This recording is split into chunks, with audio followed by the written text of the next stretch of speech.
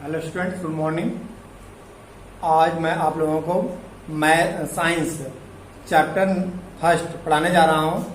Matter in our surroundings. Matter in our surroundings, हमारे चारों तरफ के पदार्थ। हमारे चारों तरफ कौन से पदार्थ जो पाए जाते हैं, तो हम पदार्थ को पहले डिफाइन करेंगे, यानी मैटर को पहले डिफाइन करेंगे, फिर उसके कैरेक्टर्स को डिफाइन करेंगे। मीन्स हम एक एक करके एक एक टॉपिक को क्लियर करेंगे। देन आपको भी क्या करना है कि नोट पहले अच्छे से क्लियर समझना है। समझने के बाद खुद का नोट्स बनाना है, और नोट्स बनाने के लिए आपको लाइन टू लाइन एक एक करके स्टडी करना होगा, जिससे कि आपको पूरा जो चैप्टर का जो बेस है वो क्लियर हो जाना चाहिए। जब बेस क्लियर समझ में आ जाएगा तो एग्जाम में कोई भी क्वेश्चन कहीं से भी घुमा करके आएगा, आप उसका आंसर दे सकते हो, लिख सकते हो। राइट। देन फर्स्ट है टॉपिक, क्या है? मैटर। तो मैटर किसे कहते हैं? पदार्थ किसे कहते हैं? तो नॉर्मली मैटर को कैसे डिफाइन किया गया है पहले से कि everything in the universe is called matter. मतलब ब्रह्मांड में कोई भी पदार्थ है वो क्या कहलाएगा? एक मैटर है। अब कोई भी पदार्थ का मतलब जिसे हम क्या कर सकते हैं? टच कर सकते हैं, जिसे हम महसूस कर सकते हैं, जैसे चेयर, टेबल, मोबाइल, कंप्यूटर, ये ऑल ऑफ थिंग्स क्या है? ये मैटर है। अब प्रॉब्लम आती है, एयर मैटर है या नहीं है? एयर मैटर है या नहीं है? तो एयर मैटर है। क्यों? क्योंकि उसको हम फील कर सकते हैं। लेकिन स्मेल को भी हम महसूस कर सकते हैं। देन स्मेल भी हमारे मैटर, बट स्मेल भी मैटर में आएगा, बट जिसको हम महसूस नहीं कर सकते, जिसको हम देख नहीं सकते हैं नॉर्मली, उसे हम उसको हम मैटर में नहीं लेंगे। तो हम मैटर क्या है, क्या मैटर नहीं है, हम उसको अभी और अच्छे से क्लियरिफाई करेंगे। बट क्या है अभी कि anything which occupies space and has mass is called matter. अगर कोई भी थिंग्स हो, यदि वह क्या है कि उसका कोई स्पेस देती है, कोई स्पेस लेती है, और क्या है? मास, और उसका कोई एक मास होता है। एयर किसी चीज में बैलून में भर दिया जाएगा, उसका भी कुछ मास होगा। एंड तो इस तरह से क्या है, ये मैटर को डिफिनेशन है, आप इसे नोट डाउन कर सकते हो। नाउ अगेन, अब हम मैटर को और अच्छे से क्लियरिफाई करेंगे कि matter is made up of particles. ये जो मैटर्स होते हैं किससे बना हुआ है? जो मैटर है, पदार्थ है, किससे बना हुआ है? तो मैटर्स छोटे छोटे पार्टिकल से मिलकर के बने हुए हैं। किससे मिलकर के बने हुए हैं? पार्टिकल्स छोटे छोटे कण से मिलकर के बने हुए हैं। तो अब ये जो पार्टिकल्स है, क्या हम इसको देख सकते हैं? हाँ, बिल्कुल हम देख सकते हैं। पार्टिकल्स को हम देख सकते हैं। इन्हीं से मिलकर के कोई भी एक सब्सटेंस या पदार्थ बनाया जाता है, यानी मैटर तैयार किया जाता है या पहले से तैयार होता है। अब जैसे कि एक्टिविटी में देखना चाहूंगा बुक में, वो है कि अब कोई सा किसी मैटर के अंदर उसकी डेंसिटी कितनी होती है, उसकी। अच्छा, पहले मैं इसका एग्जाम्पल ही बताना चाहूंगा। इसका एग्जाम्पल कोई भी लिख लो, चेयर और टेबल, एयर, इसी कर लो, बाकी आगे क्लियर फिल करता हूं मैं।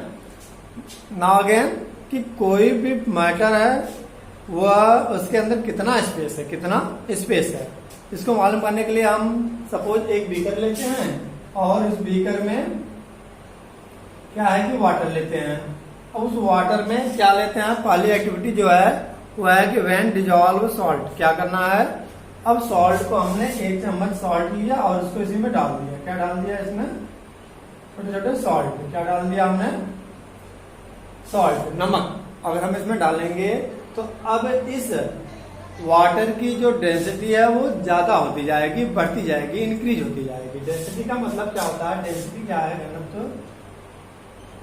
कि ये जो वाटर है, वाटर के पार्टिकल्स कितने पास हैं या कितने दूर हैं, यही उसकी क्या कहलाती है? डेंसिटी। डेंसिटी को डिफाइन करना यदि हो तो घनत्व बराबर क्या होता है? द्रव्यमान बटे आयतन। एक होता है घनत्व, हिंदी में बोलते हैं घनत्व बराबर द्रव्यमान बटे में आयतन, यानी density equal to mass upon में volume. Clear?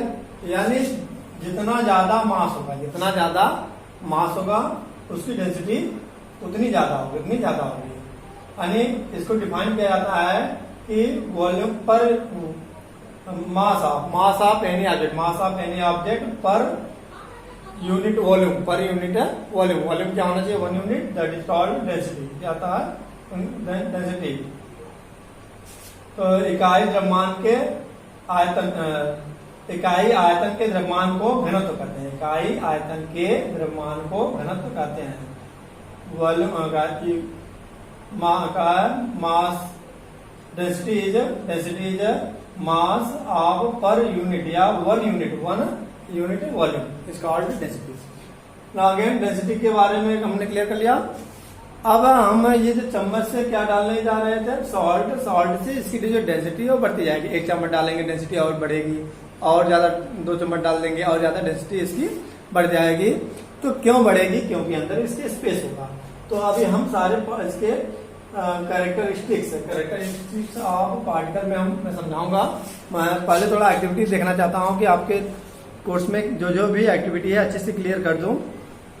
And second activity इसकी है कि सपोज बीकर है। अब बीकर में हम सॉल्ट ना डाल करके इसमें पहले से हमने कलर डाल रखा है। क्या डाल रखा है? कोई कलर, या इसने क्या डाल रखा है?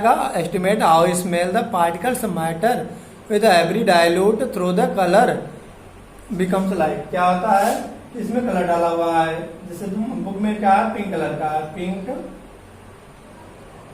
पिंक कलर इसमें डाला हुआ है। अब क्या होगा कि इसमें हम क्या करें? 10 ml इसमें से वाटर को निकाल लें। 10 ml वाटर को हम निकाल लें और प्योर वाटर इसमें 10 ml को डाल दें। प्योर वाटर को हम 10 ml डाल दें। देन क्या होगा कि अब इसका जो कलर है वो लाइट होगा कि डार्क होगा?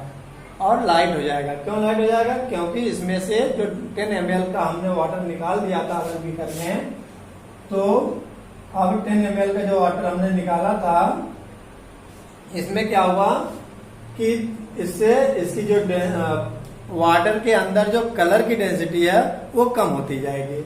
ऐसे 10 ml बार बार निकाल दें। और ये पहले से 100 ml है, पहले से 100 ml वाटर है, पहले से 100 ml वाटर है। देन क्या होगा कि अब इसकी जो कलर है वो ज्यादा लाइट होता जाएगा और एक टाइम ऐसा आएगा कि पूरा ये जो वाटर है वो कलरलेस हो जाएगा। राइट? अब हम आते हैं कैरेक्टरिस्टिक्स ऑफ पार्टिकल्स। तो कैरेक्टरिस्टिक्स ऑफ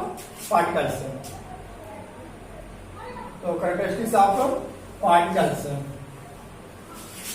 फर्स्ट इसका है, मैं पहले बुक से ही क्लियर करना चाहूंगा क्या? Particles of matter have space between them. अच्छा, मैं पहले लिख दिया हूं particles of matter are very small. तो हर किसी को मालूम है एक पहली विशेषता है, कैरेक्टरिस्टिक्स पार्टिकल्स की विशेषता है जो भी इसके पार्टिकल्स होते हैं मैटर के और वेरी स्मॉल, बहुत ही छोटे होते हैं, बहुत ही क्या होते हैं? स्मॉल होते हैं। क्योंकि स्मॉल पार्टिकल से मिलकर के ही क्या बनता है? एनी मैटर तैयार होता है, कोई भी पदार्थ तैयार होता है। Clear? Now again second point है, क्या है? Particles of matter have space between them. Particles of matter have space between them. क्या होता है कि अभी हमने बताया था क्या कि अगर वाटर है तो अब पार्टिकल्स ऑफ मैटर, कोई भी मैटर, यहाँ पे कौन सा मैटर है? वाटर। कौन सा मैटर है? वाटर। अब क्या है कि वाटर के अंदर क्या स्पेस है या नहीं है? एयर है केवल। एयर के अंदर स्पेस है कि नहीं है? एयर मीन्स हर एक सब्सटेंस के अंदर क्या होता है कि स्पेस होता है। अब आप सोचोगे कि क्या जो पत्थर है क्या है? कोई स्टोन है। अब स्टोन के अंदर क्या स्पेस है? हाँ बिल्कुल है, क्योंकि ये इतना ज्यादा सॉलिड नहीं है कि हम इसको ब्रेक नहीं कर सकते हैं। हम हथौड़े से अगर 4 हथौड़ा मारे तेजी से, देन क्या हो जाएगा? ब्रेक डाउन होगा। क्यों ब्रेक डाउन होगा? क्योंकि इसके अंदर स्पेस था और उस स्पेस पर हमने क्या किया? प्रहार किया है हथौड़े से, हैमर से, देन ये क्या हो गया, ब्रेक डाउन हो गया, यानी ये अलग अलग हो गया, पत्थर क्या हो गया, स्टोन अलग अलग हो गया। देन इस तरीके से चाहे सॉलिड हो, चाहे गैस हो, चाहे लिक्विड हो, चाहे सॉलिड हो, चाहे गैस हो, चाहे लिक्विड हो, कोई भी लिक्विड हो, तो उसके अंदर स्पेस होता है, पार्टिकल्स के बीच स्पेस होता है। 1 मार्क्स का क्वेश्चन पूछा जाता है कि क्या सॉलिड के अंदर स्पेस होता है पार्टिकल्स के बीच, तो यस स्पेस होता है। और अभी हम सॉलिड, लिक्विड और गैस में जो डिफरेंस बताऊंगा तो क्लियर हो जाएगा सारे इसके characteristic. And now again second part है, particles of matter are continuous move. Second part है इसका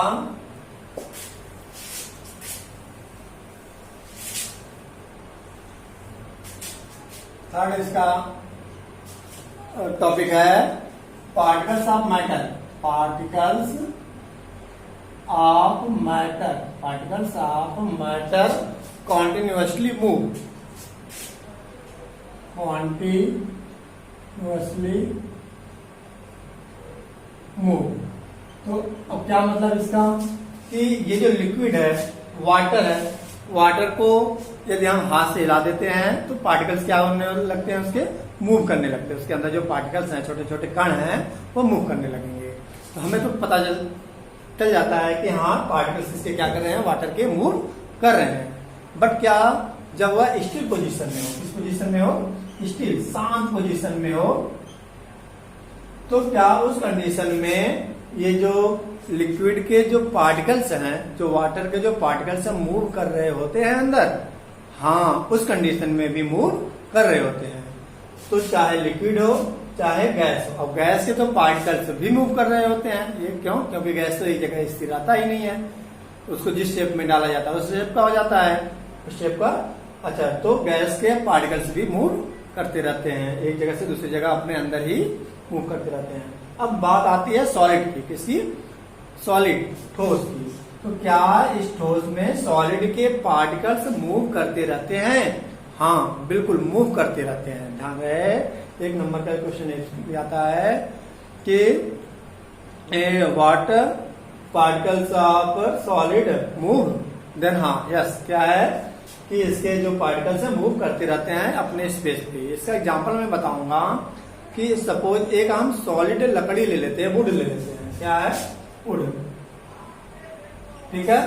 अब क्या है कि हम उसको पानी में 1 महीने के लिए डाल देते हैं, छोड़ देते हैं, फिर उसके बाद निकाल करके हम बाहर रख देते हैं जहां पे धूप ना हो, छाया ना हो, जहां पे छाया हो, धूप ना हो, हमेशा शेडो में रख देते हैं उसको।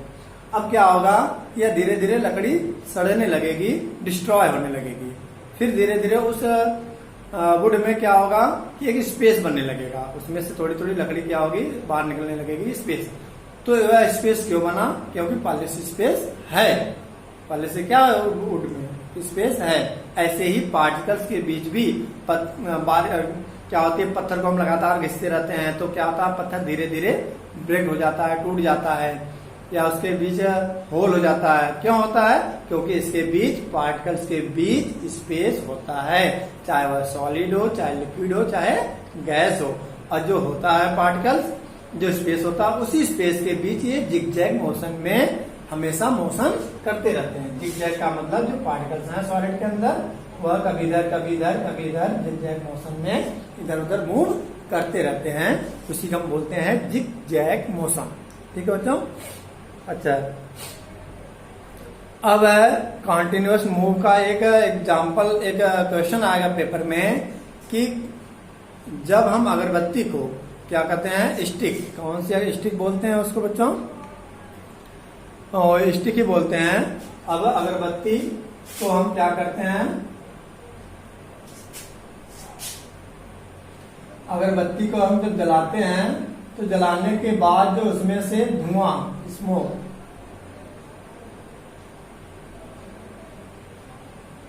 जो स्मोक निकलता है, जो धुआं निकलता है, तो जो उसकी स्मेल होती है वह दूर 4 मीटर 5 मीटर दूर स्थान पर भी हमें पता चल जाता है, 2 मीटर 3 मीटर दूरी पर भी हमें पता चल जाता है कि कहीं यहाँ आसपास में क्या चीज जल रहा है, स्टिक यानी अगरबत्ती जलाई जा रही है, राइट।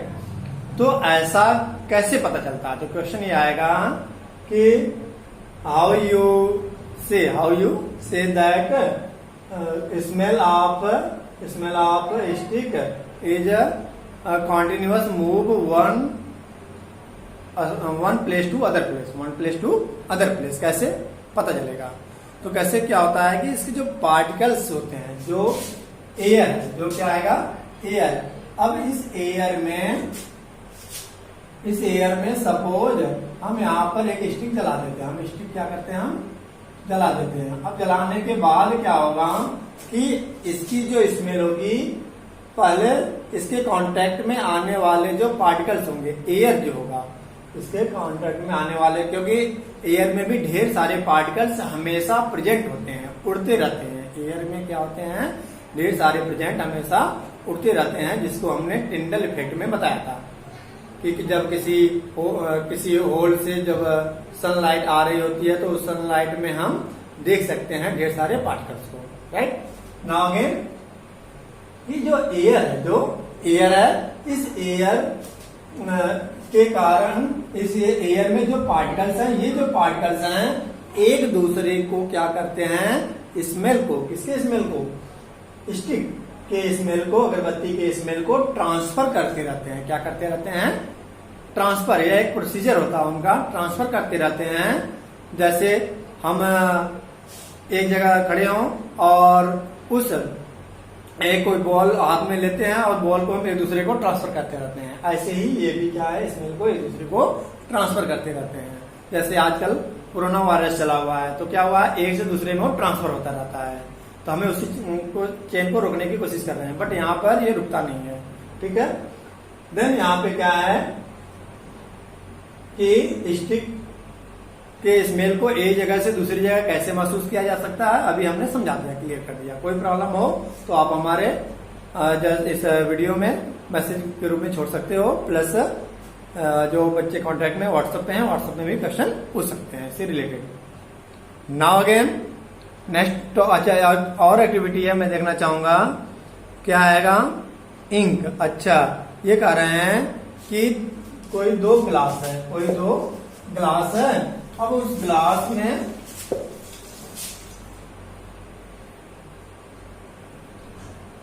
दो ग्लास है। अब इस ग्लास में क्या आएगा, इस ग्लास में एक में क्या डालना आएगा, पहले से पानी भरा हुआ, पहले से वाटर भरा हुआ है,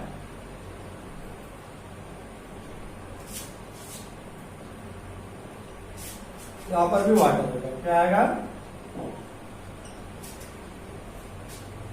अब ये जो वाटर है, वाटर के में क्या डालना है, एक में इंक डालना है, क्या डालना है, इंक, और दूसरे में क्या डालना आएगा हमें, इंक के अलावा क्या डालना हमें, हनी। अब ये बताना है कि जब इंक को हम जब डालेंगे तो इंक ज्यादा स्प्रेड होगा वाटर के अंदर, या जो हनी है, हनी को हम एक लाइन से डालेंगे, एक धारा, एक उसकी प्लेन के रूप में डालेंगे, तो वह इसके अंदर जाने के बाद हनी स्प्रेड होगी। तो कौन स्प्रेड होगा, इंक। क्यों, क्योंकि इंक के पार्टिकल्स तेजी से एक दूसरे को क्या करते हैं, ब्रेक डाउन करते हैं, तोड़ करके वाटर के साथ घुल जाते हैं, वाटर में क्या हो जाते हैं, डिजॉल्व हो जाते हैं। क्या हो जाते हैं, ये डिजॉल्व हो जाते हैं। एंड जो हनी है, हनी क्या होता है कि ये बहुत स्लो इसमें डिजॉल्व होता है, वाटर में बहुत स्लो डिजॉल्व होता है। देन क्या है कि अब इसकी एक लाइन, हम एक हनी को चेक करने का भी एक हमारा मेथड होता है कि हमें ये चेक करना है कि जो हनी है, शहद है, क्या हुआ, प्योर है। तो कब पता चलेगा हमें, जब वो हनी एक लाइन से अगर वाटर में चला जा रहा, नीचे जा करके इसके बेस में, पेंदी में बैठ जाता है, तो इसे हम क्या कहेंगे कि हाँ, तब पता चल जाएगा कि हनी प्योर है। और इंक क्या होता है, वो तो पूरे वाटर में फैल जाएगा। इस तरह से हमें पता चल जाता है कि जो पार्टिकल्स हैं ये मूव करते हैं और इस वाटर के बीच स्पेस है। कितनी बातें क्लियर हो जा रही हैं कि टॉपिक से कि ये जो वाटर है, वाटर के बीच ये जो इंक है क्यों स्प्रेड हुआ है, क्योंकि वाटर के बीच स्पेस है। और स्प्रेड क्या क्यों हुआ है, क्योंकि इंक के जो पार्टिकल्स हैं वो मूव किए हैं, एक प्लेस से दूसरे प्लेस पर जब मूव किए हैं तब जाकर के इंक पूरे वाटर में फैल गई है। नाउ अगेन और कोई एक्टिविटी।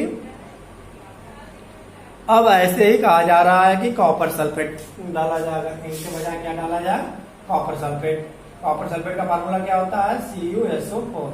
CuSO4। अब इस कॉपर सल्फेट को डालेंगे, ये भी ब्लू कलर का होता है।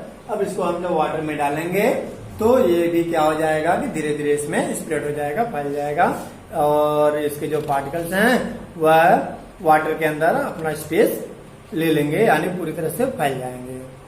अब है particles of matter attract each other. Next इसके नेचर है, फोर्थ पॉइंट है particles of matter. Particles of matter attract to each other. क्या है कि जो पार्टिकल्स होते हैं मैटर के वह एक दूसरे को अट्रैक्ट करते हैं। क्या करते हैं वो, अट्रैक्ट करते हैं। कैसे अट्रैक्ट करते हैं, जैसे इसमें एग्जाम एक्टिविटी दे रखा है बुक में कि जब जैसे 4-5 स्टूडेंट्स हों और ये जो स्टूडेंट्स क्या करें, एक दूसरे का हाथ यूं पकड़ लें और यूं पकड़ करके एक दूसरे को क्या करते हैं, चारों तरफ से घुमाते हैं। एक दूसरे को क्या करते हैं, साथ में घुमाते हैं या दौड़ते हैं। तो उस कंडीशन में क्या होता है कि यदि जब उनके हाथ कभी छूट जाता है तो उनकी जो चेन टूट जाती है। तो ऐसे कंडीशन में ऐसे ही पार्टिकल्स भी होते हैं, ऐसे ही क्या होते हैं, पार्टिकल्स भी होते हैं। पार्टिकल्स एक दूसरे को क्या करते हैं, ये अट्रैक्ट करके रखते हैं, और जितना ज्यादा अट्रैक्ट करेंगे वो उतना ज्यादा सॉलिड हो जाएगा। वो जो मैटर है उतना ज्यादा सॉलिड हो जाएगा। जिसमें कम अट्रैक्ट करेंगे लिक्विड हो जाएगा, एकदम नहीं करेंगे या इग्नोर के बराबर अट्रैक्ट करेंगे तो क्या होगा, वो गैस के पोजीशन में होगा। नाउ अगेन अब हम इसी टॉपिक पे आ जाते हैं, state of matter. State of matter. तो स्टेट ऑफ मैटर में क्या है कि ये जो मैटर है, पदार्थ है, किस किस रूप में पाए जाते हैं। स्टेट ऑफ मैटर में क्या होता है, ये जो पदार्थ है स्टेट ऑफ मैटर, ये किस किस रूप में पाया जाता है। तो किस किस रूप में पाया जाता है स्टेट ऑफ मैटर। अच्छा, हर किसी को मालूम है ये थ्री फॉर्म में पाया जाता है। कितने फॉर्म में पाया जाता है, 3 फॉर्म में पाया जाता है। तो मैं क्लियर करूंगा अलग अलग। पहला होता है सॉलिड, इस फॉर्म में पाया जाता है, ये सॉलिड के रूप में होता है, यानी ठोस। क्या है, ठोस, सॉलिड, लिक्विड एंड गैस के फॉर्म में पाया जाता है। तो स्टेट ऑफ मैटर कितने हैं, 3 फॉर्म्स इसके हैं, सॉलिड, लिक्विड एंड गैस। तो सॉलिड में पहले मैं बताऊंगा इसके सॉलिड के बीच जो अभी हमने कैरेक्टरिस्टिक पढ़ा है मैटर का, पहले तो वही चारों पॉइंट को हम डिफाइन करेंगे। इसमें फर्स्ट क्या था हमारा कि इनके बीच स्पेस होता है या नहीं होता है। The particles of matter very small. तो ये तो इसमें नहीं करेंगे हम, ये बताएंगे कि जो सॉलिड होता है इनके बीच क्या होता है, सॉलिड के पार्टिकल्स एक दूसरे को बहुत ज्यादा अट्रैक्ट करते हैं। तो क्या है, particles of solid, particles of solid more attract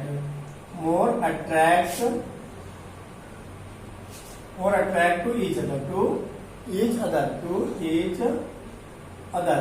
इसके जो पार्टिकल्स होते हैं बहुत ज्यादा एक दूसरे को अट्रैक्ट करते हैं, और इसके पार्टिकल्स क्या करते हैं, अट्रैक्ट। केवल हम मोर नहीं बोलेंगे, इसमें क्या बोलेंगे हम, particles of matter, particles of liquid, particles of liquid less attract to each other. और इसके पार्टिकल्स क्या होते हैं, इसके पार्टिकल्स नो अट्रैक्ट, क्या होता है, no attract to each other, कौन, to attract to each other, particles आगे हम लिख देंगे पार्टिकल्स, मतलब जो पार्टिकल्स है no attract to each other, किसी को अट्रैक्ट नहीं करते हैं। अब ऐसे ही सेकंड पॉइंट, इनके बीच स्पेस, तो लेस स्पेस होता है, क्या होता है इसके बीच, लेस स्पेस होता है, ठीक है।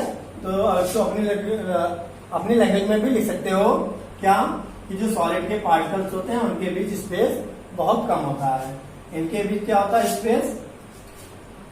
स्पेस होता है, इसके बीच स्पेस लिक्विड हैज, लिक्विड ऐसे बोलेंगे, लिक्विड हैज स्पेस, इनके बीच स्पेस होता है। एंड इसके बीच क्या है स्पेस, मोर gas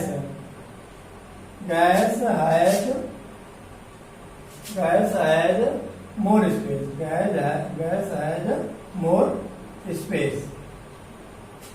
now again third part, इसके जो पार्टिकल्स होते हैं ये क्या होते हैं, मूव करते हैं, but particles slow move, particles slow move, क्यों, क्योंकि इसमें स्पेस कम होता है, इसमें क्या होता है, मोर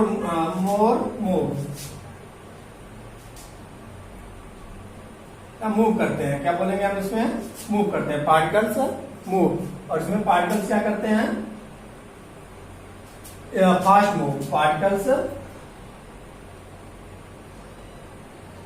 फास्ट मूव फास्ट।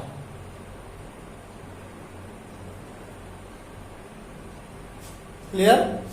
और इसके कई पार्ट्स हैं इसके, ये क्या होता है, इसका जो वॉल्यूम है, इसका जो वॉल्यूम होता है, वॉल्यूम फिक्स्ड होता है, वॉल्यूम क्या होता है इसका, फिक्स्ड होता है, इसका वॉल्यूम क्या होता है, फिक्स्ड, इसका भी वॉल्यूम फिक्स्ड होता है, इसका भी वॉल्यूम क्या होता है, आल्सो फिक्स्ड, इट हैज हम क्या बोल सकते हैं, इट हैज आल्सो फिक्स्ड, और it has not, its volume has not fixed, its volume not fixed, इसका वॉल्यूम फिक्स्ड नहीं होता। क्या मतलब इसका, कि इसको जिस बर्तन में हम रखते हैं, पत्थर जैसा है वो ऐसा ही रहेगा, अपने आप शेप चेंज नहीं होता है। इट हैज आल्सो फिक्स्ड, इसका भी वाटर ही रहेगा, मीन्स इसका वॉल्यूम बढ़ेगा नहीं, ना बढ़ेगा ना घटेगा, बस ये है कि जिसको जिस बर्तन में रखेंगे उस बर्तन का रूप ले लेता है, इस फॉर्म में नहीं होता है। ग्लास में रखेंगे तो ग्लास के रूप में हो जाएगा, एंड बकेट में रखेंगे बाल्टी में तो बाल्टी के रूप का हो जाएगा। And again its volume not fix, इसका वॉल्यूम फिक्स नहीं होता है। इसको यदि हम सिलेंडर के अंदर गैस को रखते हैं, एलपीजी को जैसे रखते हैं, तो उस सिलेंडर के शेप में हो जाएगा। सिलेंडर से आप बड़े किसी स्क्वायर शेप में किसी बड़े से बर्तन में रख दें तो उस शेप में वो गैस हो जाएगा। तो इसलिए उसका जो वॉल्यूम है गैस का वो फिक्स नहीं होता है। क्लियर। और इसके क्या है, इसके जो पार्टिकल्स होते हैं ये काफी क्लोजली क्या होता है, बॉन्ड होते हैं। इसके जो पार्टिकल्स क्या होते हैं, पार्टिकल्स क्लोजली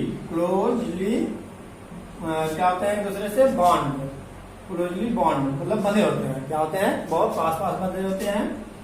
इसके क्या है, पार्टिकल्स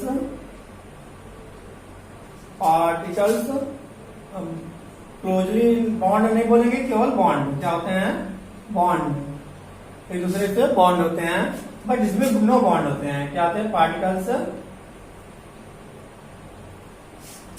नो बॉन्ड, एक दूसरे से बॉन्ड नहीं होते हैं, बंधे नहीं होते हैं, इसलिए जिस डायरेक्शन में हो उस डायरेक्शन में ये मूव कर सकते हैं। और बात रही काइनेटिक एनर्जी के बारे में, तो एक लास्ट पॉइंट को समझाऊंगा। इसके अंदर जो काइनेटिक एनर्जी होती है पार्टिकल्स की, काइनेटिक एनर्जी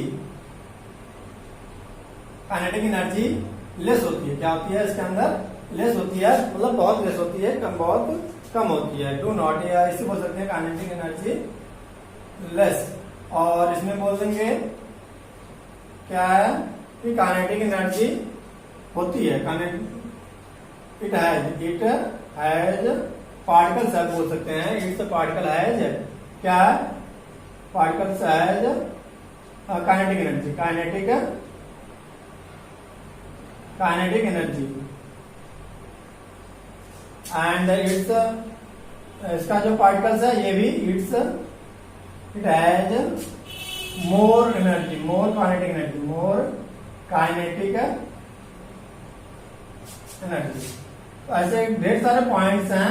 अब इतने पॉइंट्स आप अगर अच्छे से प्रिपेयर कर लो तो क्लियर हो जाएगा कि सॉलिड, लिक्विड और गैस में डिफरेंस क्या है। और 1 मार्क्स का भी क्वेश्चन इसमें से आएंगे, क्या कि काइनेटिक एनर्जी किसकी लेस होती है, किसमें मीडियम में होती है और किसमें मोर होती है, ज्यादा होती है काइनेटिक एनर्जी। ठीक है, नाउ अगेन अब नेक्स्ट टॉपिक है गैस, लिक्विड, सारा कर दिया क्लियर।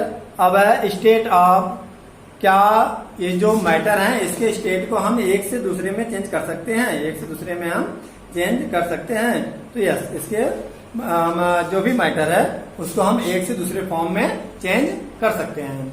तो चेंज करने के जो चेंज करते हैं हम एक मैटर को दूसरे मैटर में, तो उस चेंज होने के प्रोसीजर को हम क्या कहते हैं, प्रोसेस को क्या कहते हैं, उसका नाम बताऊंगा, उसके डेफिनेशन समझाना भी है। और कोई भी मैटर है, कोई भी मैटर है, उसका जो पोजीशन है वह कितने टेम्परेचर पर एक से दूसरे में चेंज हो जाएगा।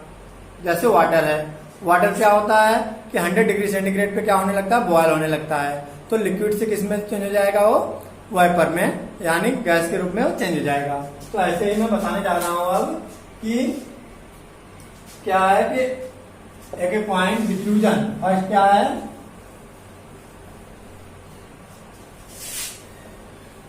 डिफ्यूजन।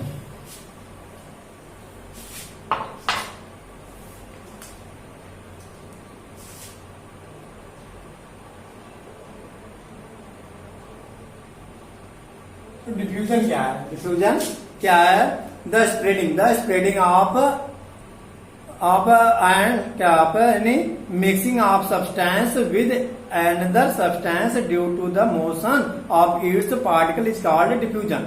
क्या मतलब, कोई भी पार्टिकल्स है, जब क्या होता है कोई भी पार्टिकल्स, जैसे अभी हमने वाटर लिया था, वाटर जा करके क्या हुआ था, इसमें हमने इंक बोला था, क्या बोला था, इंक। तो इसके जो इंक की जो पार्टिकल्स है इसमें जाकर के क्या हो गए थे, डिफ्यूज हो गए थे। तो उसी को हम क्या कहते हैं, डिफ्यूजन। क्लियर। तो इसको आप लिख सकते हो, the spreading out of mixing of substance with another substance due to the motion of its particle is called diffusion. जब कोई पार्टिकल्स क्या होता है किसी अदर पार्टिकल्स में जाकर के मिल जाता है, मिक्स हो जाता है, तो उसे हम क्या कहते हैं, डिफ्यूजन। और फ्यूजन क्या होता है, conversion of solid into liquid is called fusion. अब जो मेन है वो हमारा सेकेंड पॉइंट है, फ्यूजन किस पोजीशन को कहते हैं, फ्यूजन। फ्यूजन क्या होता है कि कन्वर्जन ऑफ, क्या बोलेंगे हम, conversion of solid into liquid is called fusion. क्या कहलाता है, fusion is called fusion. Means जब कोई सॉलिड क्या हो लिक्विड में चल जाता है। मीन्स क्या है कि जैसे आइस है, एग्जाम्पल क्या आएगा, आइस। अब ये जो आइस है किसमें चेंज हो रहा है, वाटर में। किसमें चेंज हो रहा है, वाटर में। तो इस पोजीशन को हम क्या कहेंगे, फ्यूजन। क्या बोलेंगे हम, फ्यूजन। जिसे हम कहते हैं गलन, क्या बोलते हैं इसको, गलन। गलन का मतलब होता है कि जब आइस गल करके क्या हो जाए, वाटर में चेंज हो जाए, इसी को हम क्या कहते हैं, फ्यूजन यानी गलन कहते हैं। अब है नेक्स्ट टॉपिक, थर्ड है सॉलिडिफिकेशन। तो सॉलिडिफिकेशन क्या होता है, सॉलिडिफिकेशन क्या होता है, conversion of liquid into solid.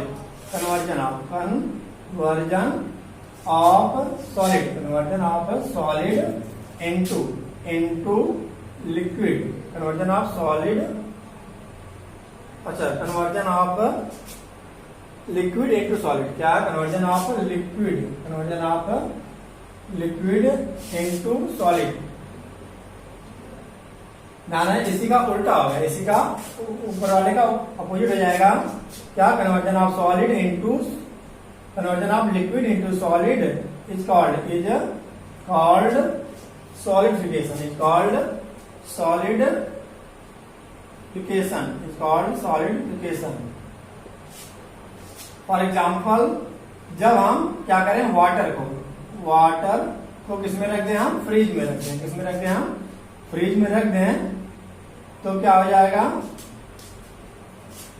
Fridge में रखते ही क्या हो जाएगा, ये जम जाएगा, जम करके फिर आइस के रूप में फॉर्म में चेंज हो जाएगा। तो इससे हम क्या कहेंगे, सॉलिडिफिकेशन, क्या कहेंगे हम इसे, सॉलिडिफिकेशन। नेक्स्ट है वेपराइजेशन, क्या है, वेपराइजेशन, वेपराइजेशन, फोर्थ पॉइंट है इसका vaporisation.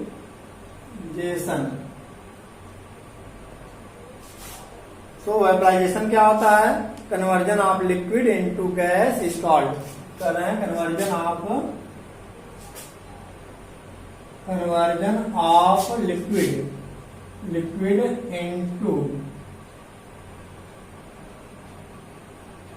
Into gas, conversion of liquid into gas is called vaporisation.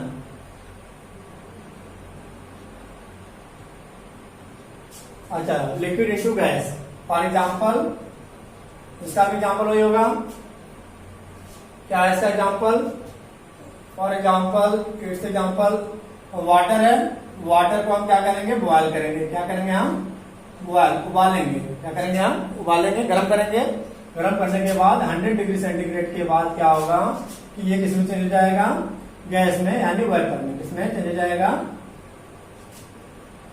Wiper में चेंज हो जाएगा। तो इसी को हम क्या कहते हैं, वेपराइजेशन, क्या कहते हैं हम, वेपराइजेशन। अब है नेक्स्ट पॉइंट कंडेंसेशन, क्या आता है, कंडेंसेशन, कंडेंसेशन, कंडेंसेशन क्या होता है, conversion of gas into liquid, conversion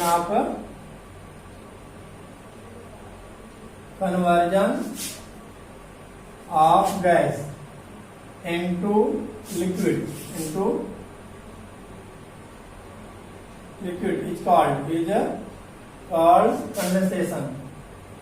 condensation. क्या मतलब, conversion of gas into liquid, जब कोई सब्सटेंस गैस से लिक्विड में बन जाए, गैस से लिक्विड में बन जाए। इसका भी एग्जाम्पल है कि वाटर वाइपर है, क्या आएगा, वाटर वाइपर है। अब वाटर वाइपर को क्या किया जाए, ठंडा कर दिया जाए, कोल्ड, क्या कर दिया जाए, कोल्ड होने के बाद वो किस फॉर्म में हो जाएगा, वाटर लिक्विड के फॉर्म में चेंज जाएगा, किस फॉर्म में चेंज जाएगा, लिक्विड। इस पोजीशन को आप क्या कहेंगे, वाटर वाइपर से जब वाटर लिक्विड में चेंज जाए तो हम क्या कहेंगे, कंडेंसेशन, क्या बोलते हैं इसको, condensation. Clear. Now again sublimation क्या होता है, सब्लिमेशन, क्लियर है कि हर एक टॉपिक में क्या है कि केवल एक डिफरेंस ही याद रखना है, अच्छा इसमें एक दूसरे का अपोजिट भी हो रहे हैं। जैसे कंडेंसेशन क्या था और वेपराइजेशन, एक दूसरे का अपोजिट है। वेपराइजेशन में क्या था, वाटर से वाइपर में चेंज हुआ था, वाटर वाइपर में चेंज हो गया था। अब कंडेंसेशन में क्या है, वाइपर से वाटर लिक्विड में चेंज हो रहा है। तो एक दूसरे का अपोजिट है, दो डिफिनेशन। इसके पहले वाले क्या हो रहे थे, सॉलिड से लिक्विड हो रहा था, लिक्विड से सॉलिड हो रहा था। अब है सब्लिमेशन, क्या होता है sublimation, conversion of gas, conversion of gas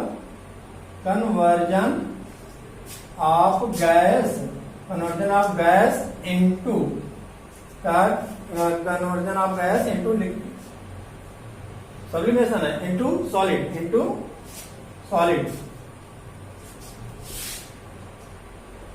conversion of gas into solid, इसी को हम क्या बोलते हैं, is called sublimation, is called sublimation. तो सब्लिमेशन क्या समझ में आया एग्जाम्पल इसका कैसे, कि जब कोई सब्सटेंस सॉलिड से डायरेक्ट किसमें चेंज हो जाए, गैस के फॉर्म में चेंज हो जाए, तो उसे हम क्या कहते हैं, सब्लिमेशन कहते हैं। देन इसे अच्छा, या गैस इनटू सॉलिड, या ये भी बोल सकते हैं सॉलिड इनटू गैस, जैसे conversion of gas into solid, और भी बोल सकते हैं हम, और या सॉलिड इनटू गैस, या solid into gas is called sublimation. Called sublimation. क्या मतलब, कि जब कोई सब्सटेंस क्या हो, सॉलिड से डायरेक्ट गैस में चेंज हो जाए, या गैस से सॉलिड में बिना लिक्विड में चेंज हुए, उस पोजीशन को हम क्या कहते हैं, सब्लिमेशन। क्या बोलते हैं इसको, सब्लिमेशन। एग्जाम्पल इसका है जैसे कैम्फर, PHOUR, कैम्फर। तो अब कैम्फर में क्या आता है, कपूर। अब इस कपूर को हम जब जलाते हैं तो क्या लिक्विड में चेंज होता है, क्या होता है, वो सीधे गैस में चेंज होता है। किसमें, गैस में। तो कैम्फर को जब जलाते हैं तो गैस में चेंज होता है, यानी क्या है, ये सॉलिड है। क्या है, ये सॉलिड है। अब इस सॉलिड को हम जलाने के बाद, बर्न करने के बाद क्या हो गया, किसमें चेंज हो गया, सीधे गैस में चेंज हो गया। किसमें चेंज हो गया, ये गैस में चेंज हो गया। तो this is the example of sublimation. This is the example of sublimation. Clear. Now again next topic, latent heat of fusion। latent heat of fusion।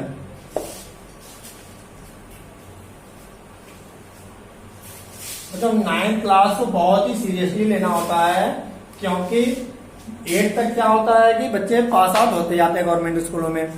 Then क्या है कि 9th क्लास में एक जो सिलेबस है वो इतना मीडियम में आता है, या थोड़ा हार्ड भी बोल सकते हो, कि बच्चे को बहुत ही सीरियसली पढ़ना पड़ता है। अगर सीरियसली आप कॉन्टिन्यूसली एंड सीरियसली आप स्टडी करते हो, पढ़ते रहते हो घर पर, बुक की रीडिंग करते हो, तो कभी कोई प्रॉब्लम नहीं आती है। अच्छा, मैं आज एक स्टेप में बीच में थोड़ा समझाना चाहूंगा कि बच्चे को, यदि कोई भी स्टूडेंट हो, यदि वह अपना एक नेचर बना ले कि मुझे घर पर 1 घंटे रोज, यानी पर डे हमें 1 आवर, या 1 आवर नहीं बल्कि हाफ एन आवर, केवल आधे घंटे बुक की रीडिंग करना शुरू कर दे, देन उसकी जो रीडिंग स्किल है इतनी स्ट्रांग हो जाएगी कि उसको हर एक टॉपिक फिर समझ में आने लगेगी, और इसको बार बार रिपीट करने की भी जरूरत नहीं है। क्यों? क्योंकि सबसे बड़ी बात क्या है कि हमें अपनी मेंटलिटी कैसी बनानी है। बहुत से ऐसे स्टूडेंट हैं जो ये सोचते हैं कि क्वेश्चन तो मैं पढ़ता हूँ भूल जाता हूँ, आंसर मैं लर्न करता हूँ भूल जाता हूँ। तो ये जो मेंटलिटी उनकी बनी हुई है कि भूल जाता हूँ, यही सबसे बड़ी उनकी रॉन्ग थॉट है। उन्हें अपने आप को, हर एक स्टूडेंट, आप सभी को पहले ये मानना होगा कि हम जो कुछ भी पढ़ते हो ये हमें याद रहता है। नेगेटिव माइंड को हमें साइड में रख देना है। हमें ये सोचना ही नहीं कि हम तो भूल जाते हैं। पहले हम ये सोचना छोड़ दें, देन क्या होगा कि हमें वो चीज लर्न होनी शुरू हो जाएगी। प्रैक्टिस करते रहेंगे तो अपने आप सारी चीजें माइंड में रहेंगी। अच्छा, इसके अलावा एक और बात मैं क्लियर करना चाहूंगा कि स्टडी करने के क्या होता है कि आधे पौने घंटे के बाद या 1 आवर के बाद आपको बीच में रेस्ट चाहिए, कम से कम 5 मिनट का। ये नहीं कि आप लगातार 2-2 घंटे 3-3 घंटे पढ़ते जा रहे हो। तो इसमें क्या होता है कि जो हमारा mind first half an hour में, आधे घंटे में जो एब्जॉर्ब किया था, तो आधे घंटे में जितना एब्जॉर्ब किया था, तो हमारा जो हेड ब्रेन होता है, आगे का हेड ब्रेन से हम क्या होता है, अगर ध्यान से उसको पढ़ रहे होते हैं, हमारे मिड ब्रेन में पहुंच जाता है, मध्य ब्रेन में पहुंच जाता है। अब इस मिड ब्रेन में उस मैसेज को जितना हमने पढ़ा है, रीड आउट किया है, लर्न किया है, उसको क्या है कि हिंड ब्रेन, पीछे हिंड ब्रेन में भेजने के लिए टाइम चाहिए कि नहीं चाहिए। तो जो 5 मिनट हम आधे घंटे के बाद 5 मिनट का जो ब्रेक लेते हैं, ये ब्रेक बहुत ही इंपॉर्टेंट होता है। उस दौरान ये जो डाटा है, ये डाटा मिड ब्रेन से हिंड ब्रेन में ट्रांसफर होती रहती है। उस दौरान आपको क्या करना है कि रीडिंग छोड़ करके आपको क्या करना है कि पानी पी लो। अच्छा, चाय नहीं पीना है, बिल्कुल नहीं, क्योंकि चाय क्या होता है कि हमारे इंद्रियों को, हमारे माइंड की इंद्रियों को और ज्यादा एक्टिव उस दौरान कर देंगी। जो डाटा ट्रांसफर हो रहा होता है वो नहीं हो पाएगा। इस चीज का हमें ध्यान रखना होता है। देन वाटर पी लें या कोल्ड ड्रिंक है वो पी सकते हैं, या हम थोड़ा सा बाहर जाकर टहल लें, थोड़ा एक्सरसाइज कर लें। आज एक्सरसाइज करना बहुत ही इंपॉर्टेंट हो गया है, जिससे कि हमारी बॉडी हेल्थी रहे, ठीक रहे। देन ऐसे स्टेप्स हैं बहुत से, मैं बीच बीच में आपको बताता रहूंगा, बट यह है कि आप कंटिन्यूटी आपको रखनी पड़ेगी स्टडी पर एंड रीडिंग स्किल पे। देन अगर अगली टॉपिक है कि अब जो भी सब्सटेंस है लैटेंट हीट ऑफ फ्यूजन, क्या आएगा? Latent heat of fusion, latent heat of fusion. Then क्या है? लैटेंट हीट ऑफ फ्यूजन क्या है? The amount of heat, the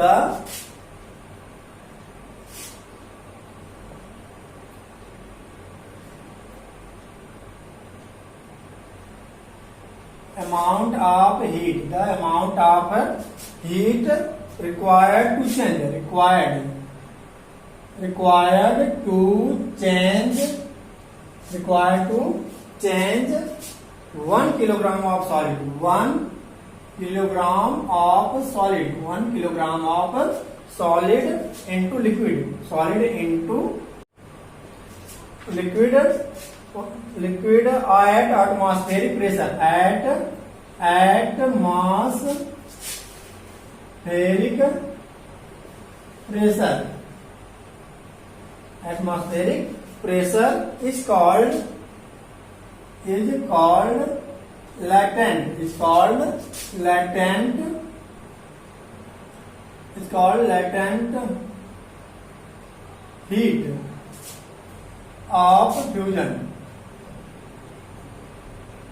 क्या होता है लैटेंट हीट ऑफ फ्यूजन? क्या है कि कोई भी लिक्विड है, कोई भी क्या है, बल्कि सॉलिड है, क्या है, कोई भी सॉलिड है, अगर वह सपोज 1 किलोग्राम है, क्या है, 1 किलोग्राम है, तो एटमॉस्फेरिक प्रेशर मतलब वहां का प्रेशर कैसा है, एटमॉस्फेरिक का मतलब क्या होता है, वहां का वातावरण कैसा है, वहां का एटमॉस्फेयर कैसा है, उस प्रेशर में क्या होता है कि 1 किलोग्राम सॉलिड किसमें चेंज हो जाए, लिक्विड में चेंज हो जाए। जैसे हम आइस को खुला हम छोड़ देते हैं, बर्फ को हम क्या करें कि खुले हम ऐसे ही रख दें बर्तन में, किसी खुले बर्तन में रख दें, तो अब उस एटमॉस्फेरिक प्रेशर में जो सॉलिड लिक्विड में चेंज होगी, तो उसको चेंज करने के लिए कितना टेम्परेचर चाहिए। जैसे इस रूम का इस समय टेम्परेचर कितना होगा, आज अबाउट 21 अप्रैल है, देन आज के कंडीशन में यहाँ का टेम्परेचर है 30 डिग्री सेंटीग्रेड।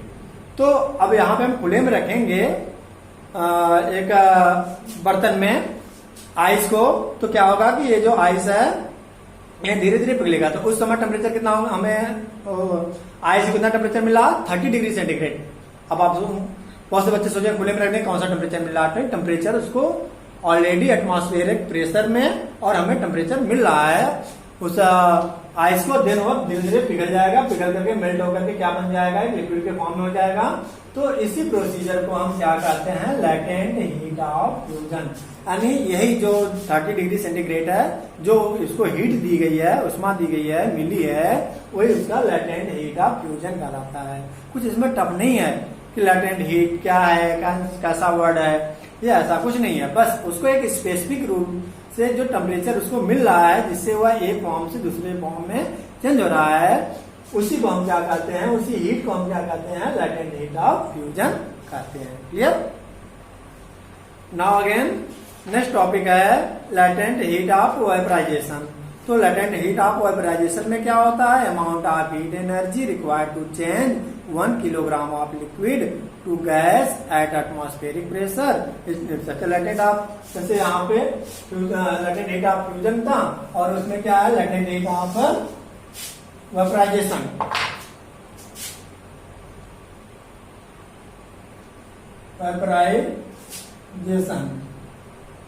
वेपराइजेशन में क्या होता है कि 1 किलोग्राम क्या होना चाहिए, वहां पर वाटर होना चाहिए। अब जो 1 किलोग्राम वाटर, वहां पे सॉलिड था, यहाँ पे क्या आएगा, लिक्विड है। अब इस लिक्विड को गैस में चेंज होने के लिए, गैस में चेंज होने के लिए जितना टेम्परेचर की, जितने हीट की जरूरत होगी, वही लैटेंट हीट ऑफ वेपराइजेशन कहलाएगी, क्योंकि जो वाटर है यही वाटर वेपर में चेंज होगा। क्लियर? तो पहले इसके पहले क्या था, लैटेंट हीट ऑफ फ्यूजन था, जिसमें सॉलिड गैस में सॉलिड लिक्विड में चेंज हो रहा था। और इसमें क्या आएगा, वाटर किस में चेंज होगा, यानी लिक्विड किस में चेंज होगा, गैस यानी वेपर में चेंज होगा। तो इस पोजीशन को हम क्या कहते हैं, 1 किलोग्राम अगर वाटर रहेगा तो जितना हीट देना पड़ेगा वही उसका लैटेंट हीट ऑफ वेपराइजेशन कहलाता है। क्लियर हो जाना चाहिए, क्योंकि एग्जाम्पल के द्वारा हमने समझा दिया। अब है बॉइलिंग पॉइंट। तो बॉइलिंग पॉइंट क्या होता है,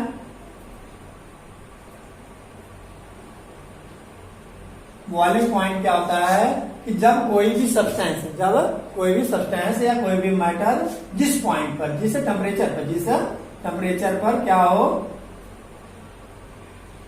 बॉयल होना शुरू हो जाए, यानी बॉयल होने का मतलब क्या हो जाए, जैसे कोई लिक्विड है, कोई लिक्विड किस्म क्या होने लग जाए, गैस के रूप में चेंज होने लग जाए, या कोई सॉलिड है जिस टेम्परेचर पर वो क्या हो जाए, गैस के रूप में चेंज होने लग जाए, वही उसका क्या कहलाएगा, बॉइलिंग पॉइंट कहलाएगा। क्या कहलाएगा उसका, boiling point. The temperature at which liquid convert into gas at atmospheric temperature it is called boiling point. ज्यादातर लिक्विड की ही बात होती है। अच्छा, सॉलिड को भी उसका भी बॉइलिंग पॉइंट होगा, अलग अलग सबका बॉइलिंग पॉइंट होता है। मेल्टिंग पॉइंट क्या होता है, मेल्टिंग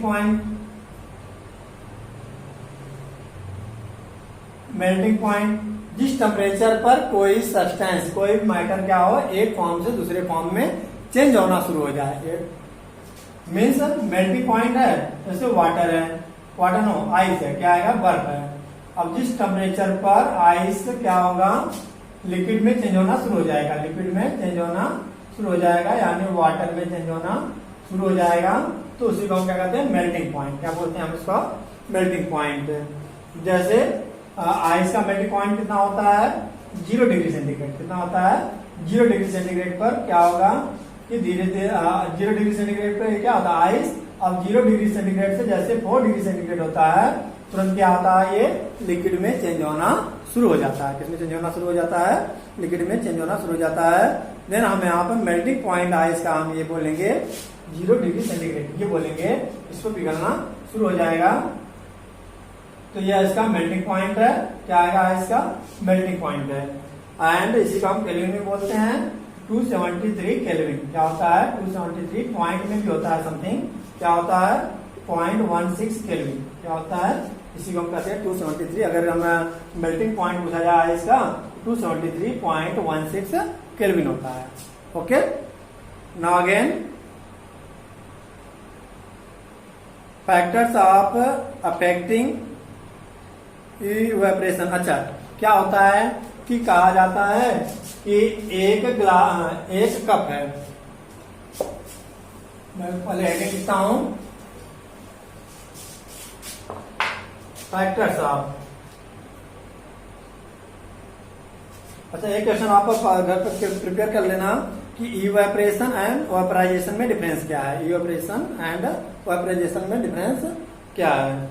देन अब यहाँ पे हम पढ़ाने जा रहा हूं मैं factors affecting evaporation, factors affecting evaporation.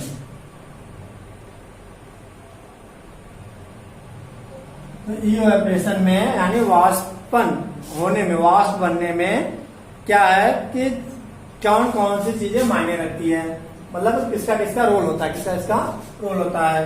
तो फर्स्ट है सरफेस एरिया। क्या होता है, सरफेस एरिया। अच्छा, अब सपोज एक लिक्विड चाय है, मान लो चाय। अब चाय को किसमें रखा गया है, एक अलग बर्तन में इसमें रखा हुआ है, और एक, ठीक है, और एक ग्लास में रखा हुआ है। तो इसको भी बर्तन का थोड़ा सा और प्लेट में बोल देते हैं, प्लेट में इसमें रखा हुआ है। अच्छा, अब प्लेट और इसमें ग्लास में रखा हुआ है, तो जो चाय है, टी है, वह किसमें सबसे पहले ठंडा होगी, इसमें, इस प्लेट में, किसमें, प्लेट में रखी हुई, प्लेट में जो रखी हुई चाय है ये जल्दी होगी, अब ग्लास में रखी हुई जो टी है यह जल्दी कोल्ड नहीं होगी। ऐसा क्यों होगा, क्योंकि सरफेस एरिया किसकी जाता है, प्लेट की surface area more than glass, then क्या होगा कि सरफेस एरिया के कारण जो टी है वह जल्दी कोल्ड हो जाएगी, जल्दी क्या हो जाएगी, कोल्ड हो जाएगी। और टेम्परेचर, अच्छा इसमें क्या होगा, टेम्परेचर बहुत जल्दी डाउन होने लग जाएगा। Temperature increase in the temperature cause most kinetic energy which cause increases the role of evaporisation. क्या होता है कि जितना ज्यादा किसी सब्सटेंस को टेम्परेचर दिया जाएगा वह सब्सटेंस उतना जल्दी इवेपोराइजेशन होना शुरू हो जाएगा। फॉर एग्जांपल वाटर को जितना ज्यादा टेम्परेचर दिया जाएगा, बहुत ज्यादा हीट किया जाएगा, वह जितना जल्दी क्या होना, बॉयल हो जाएगा, बॉयल होकर के वेपराइजेशन यानी वेपर में चेंज हो जाएगा। क्लियर। Now again wind. अच्छा विंड का भी रोल होता है, टेम्परेचर, राइट, टेम्परेचर का भी रोल होता है। थर्ड क्या है, विंड। अच्छा यदि हवा चलती रहेगी तो भी क्या होता है, उसका भी रोल होता है कि जैसे हमें कपड़े क्यों सूख जाते हैं बहुत जल्दी, क्यों, क्योंकि हवा, अगर हवा चल रही है, एक तो टेम्परेचर के कारण बहुत जल्दी सूख जाएगा, जितना ज्यादा टेम्परेचर होगा वो हमारा जो क्लॉथ्स है, कपड़े हैं, वो बहुत जल्दी सूख जाएंगे। बट ये क्या है कि विंड, अगर हवा चल रही होगी तो और जल्दी सूख जाएगा, तो विंड का भी इसमें रोल होता है। अब ह्यूमिडिटी, आर्द्रता यानी नमी।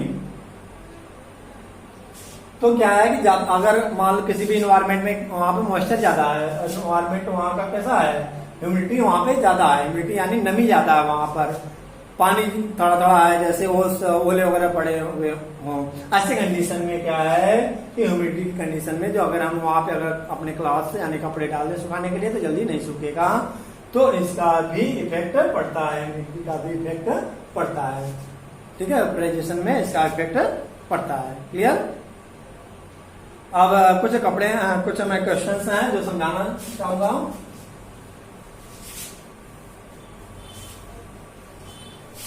ये आपके एक्सरसाइज के क्वेश्चंस हैं। क्या है question, why should we wear cotton cloth in summer, why should we wear cotton cloth in summer. हम गर्मी के मौसम में कॉटन के क्लॉथ, रुई के कपड़े क्यों पहनते हैं, क्यों पहनते हैं, क्योंकि जो कॉटन क्लॉथ होते हैं ये एयर को, बाहर के एयर को अंदर आने देती है और हमारे अंदर की जो गर्मी है, जो हीट है, उसको बाहर जाने देती है, या बाहर के जो एयर को एब्जॉर्ब करके हमें रिलीफ महसूस होता है हमें। देन ऐसे कंडीशन में हम क्या, कौन से कपड़े पहनते हैं, हम गर्मी के मौसम में, समर सीजन में कॉटन के क्लॉथ हम पहनते हैं। तो ऐसे बहुत से ऐसे रीजंस हैं कि क्योंकि सबसे मेन रीजन है कि ये जो कॉटन क्लॉथ है क्या होता है कि ज्यादा मोर ऑब्जर्वर होता है। क्या होता है, मोर ऑब्जर्वर। ध्यान रहे ये बात है कि ज्यादा अवशोषित करता है, मोर ऑब्जर्वर होता है, बाहर के जो टेम्परेचर रहेगा तो उससे हमें रिलीफ मिल जाती है। और एक क्वेश्चन है वाई, अच्छा एक क्वेश्चन और है second, why do we see, why do we see, why do we see water droplet, water droplet, water droplet कहां पर, on the outer surface, on the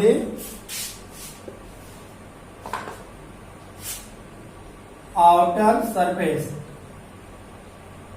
on the outer surface of a glass, of a glass containing ice,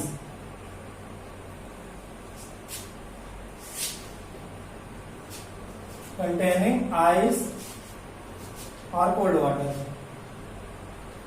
कह रहा है कि जब हम किसी glass में कोल्ड वाटर रख दें, किसी ग्लास में कोल्ड वाटर रख दें या आइस रख दें और नॉर्मल टेम्परेचर पर यहाँ पर हम बाहर एनवायरमेंट में रख दें, तो ऐसे में क्या होगा कि ये जो टेम्परेचर के कारण या एटमॉस्फेयर में रखने के बाद ग्लास के ऊपर ड्रॉपलेट बन जाती है। तो क्यों बन जाती है?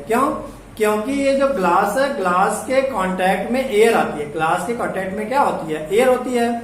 और एयर में क्या होता है? ऑक्सीजन होता है।